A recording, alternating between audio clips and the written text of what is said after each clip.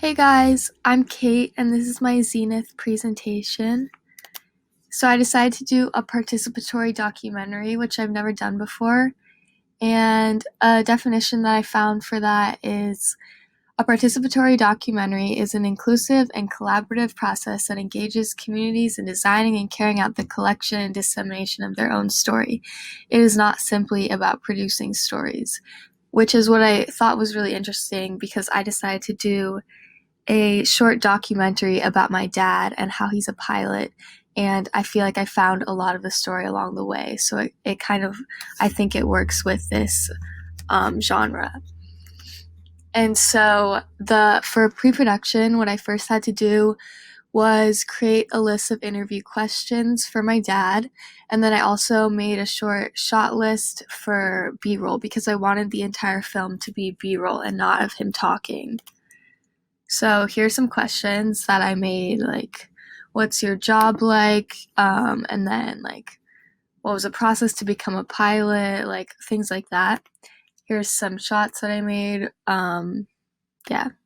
So for production, I did an interview. I had to do it twice because I messed up the audio the first time, but I ended up getting, like, a lot better answers the second time, so it was actually a good thing.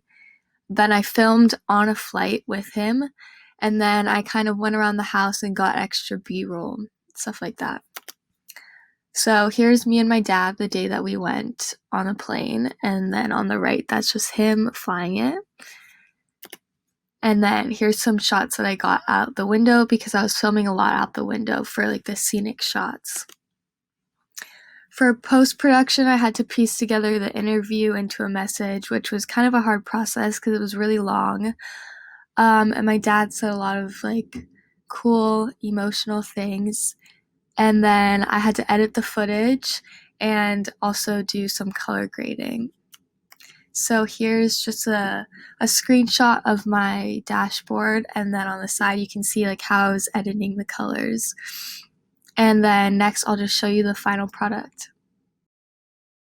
My name is Doug Ahrens, and I'm the CFO of a technology company. Very busy, as a lot of people have busy jobs in Silicon Valley. A typical day at my office is, every day is different actually.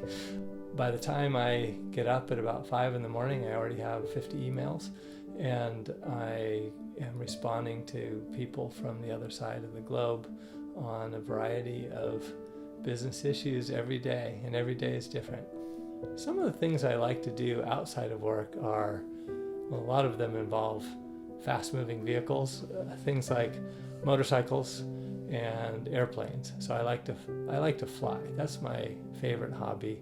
People at work talk about me, I guess, in a way. Like, I tend to live on the edge a little bit. Here I am, this CFO and serious kind of guy about business and about the numbers. I wanted to be a pilot probably because my dad was a pilot. He used to fly soaring gliders, which don't have engines, so you just have to do everything right to stay up in the air as long as you can, and then you have to make that landing. He once stayed up for 5 hours with no engine, which is amazing. I have a lot of really positive memories from those times where my dad would take us to places and I was just a passenger with him, but had a lot of quality time. We just flew all over the place, and it was so exciting to just be able to get in your own plane and go from point A to point B about 3 times as fast as you can in a car. It fits a lot of things for me. It's just a really enjoyable thing to be up there above all of the chaos on the ground and just going somewhere.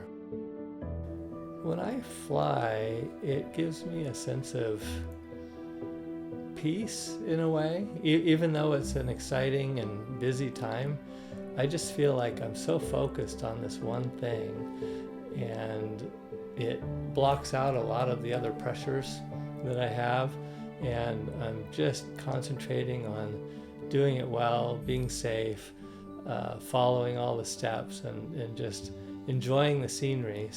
I think it's taught me that you can always handle situations. When you're flying, there's moments where you can be very stressed, but there's really no room for panic, right? I mean, there are times where things can surprise you and you have to handle it. And so what I've learned is there's no point in letting yourself stress out over things, because there's a path through everything you face. That's how I get the most out of my time on this earth, basically. I am getting out there, making the most of my precious time and just enjoying myself. I don't want to have any regrets about my life. I think a quote I read once is, life is not a dress rehearsal. It's you get one shot, so make it good. And that's why I try to do what I do. You get one shot, and I want it to be good.